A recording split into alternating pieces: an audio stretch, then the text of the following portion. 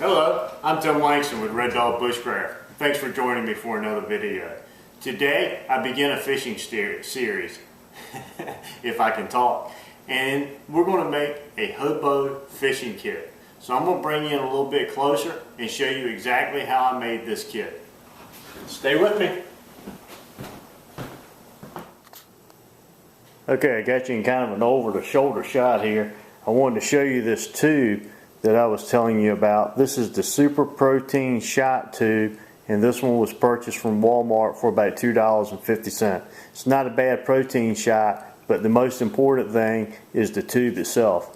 I've tried making these kits out of several different things, from PVC pipes to different types of tubes, and I find that this is one of the most compact and easiest to use tubes that I've been able to find. To make this tube into a Hobo fishing kit, all I did was I drilled a couple of holes into the top, and then I tied a simple knot and ran me enough paracord through it that I can have a wristlet. That's so when you're using this fishing system, you don't throw it, wind up losing it. Now, inside this tube, I have two small spinner baits. I have a balsa wood bobber, some pre-manufactured fishing bait. This one is Berkeley power baits. I have a selection of lead sinkers and some swivels. I have 2 large swivels and 6 small ones, and I have 6 of each size hooks that I feel that I would need, and I have 2 different sizes of gold of the Aberdeen fishing style hooks. These are nice because when you're using braided line, the hooks will bend out so you can retrieve your line, where some of the steel hooks will not. But I also have a couple of larger steel hooks for setting up like catfish lines, and I have 2 different sizes of these round octopus style hooks. Boy, I'm having trouble talking today. And these work out really well when you're setting up like a trout line, and you bait it and you're expecting the fish to grab hold of it and set the hook themselves. Those work really well. Let's see, what else do I have in here? Here, this is a sewing machine bobbin, and I have 30 yards of 20-pound test spider wire wound up on this little tube. Now I'll show you how I put all of this together so that it fits in this tube nicely in just a moment. Now on the outside of the tube, here I have 30 feet of spider wire in 20-pound test, and I simply tie a figure 8 and then make a loop and place that around the tube. A lot of times I'll take some electrical tape and wrap on the tube to give the line something to bite into. Put the loop over it, pull it down tight, put some electrical tape over top of it. That keeps it from spinning, and then simply hand wind on the amount of line that you want. I terminate the end of that, put some electrical tape over top of it, and cover it with Ranger bands to protect it.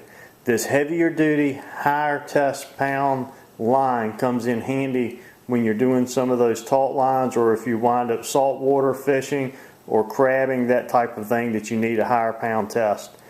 For my standard fishing, it's either 8 or 10 pound test. I prefer 8 pound if I can find it. Spider wire.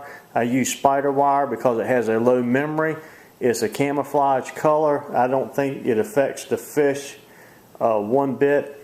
And it's strong, and the most important part is the memory.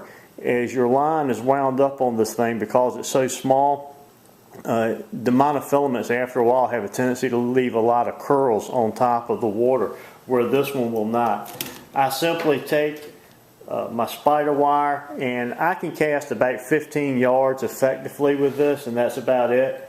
So I put 15 yards on, and then I take a postage size stamp of this electrical tape and place over top of the line, and then continue winding on another 15 feet.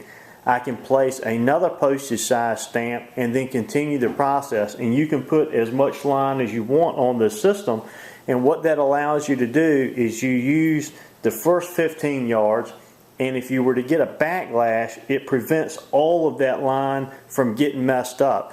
Comes in handy also if you're walking and you trip and you fall, or anything that could happen that could mess up all of your line. You'll only mess up the first 15 yards.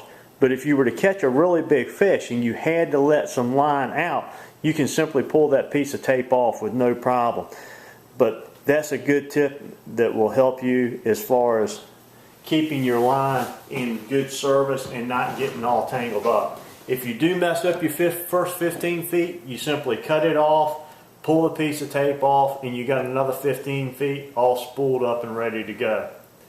Now, to put all of this inside the kit, I just take one of my bobbins full of my line, and once again, that's just spare line, and I place that inside of my Hobo fishing tube.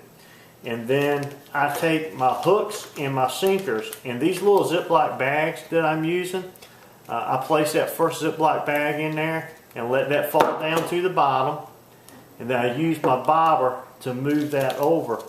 These little plastic bags are disposable pill bags. You can find these in the pharmacy section in most any drugstore. They're pretty inexpensive, and they come in very handy for a lot of different survival and bushcrafting type skills.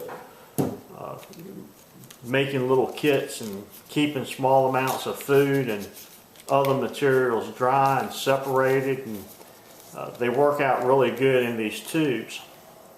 Alright, I'll slide that down in there, and then here I have a couple of lures, and I'll put those in there. And then there's plenty of room for some pre-manufactured bait. And I realize you can find bait most anywhere along the water's edge. But sometimes when you're going out for just a few minutes, or you happen to pass a little body of water, if you have one of these in your truck or your everyday carry kit, you can just pull out some of your pre-manufactured bait and sit by the water's edge and practice and have a good time and not have to worry about running around digging up worms. Okay, I've got just a couple of minutes left. I want to show you how this system is deployed. You simply put your hand through your wristlet. That keeps you from losing it. I cover my line with Ranger bands, and that's just to protect it while it's in my kit.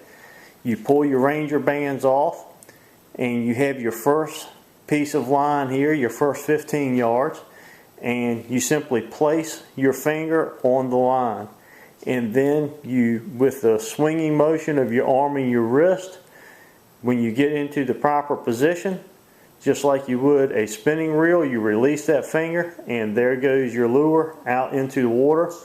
And then you simply grab that and use your Hobo fishing kit to reel that line back in. Very simple. We'll use that some this summer, and we'll see how we do with it. I enjoyed using it several times this past summer.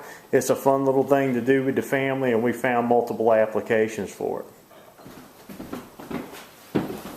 Alright guys, I hope you enjoyed that brief description on how to put together a Hobo fishing kit, and I hope it stimulated you to go out and do just that. I hope to see you again here real soon as the weather gets a little bit warmer and the fishing season begins. I'm looking forward to getting out there, and we'll use this coming up here real soon. So thanks for joining me once again. I'm Tim Langston with Red Dog Bushcraft. God bless.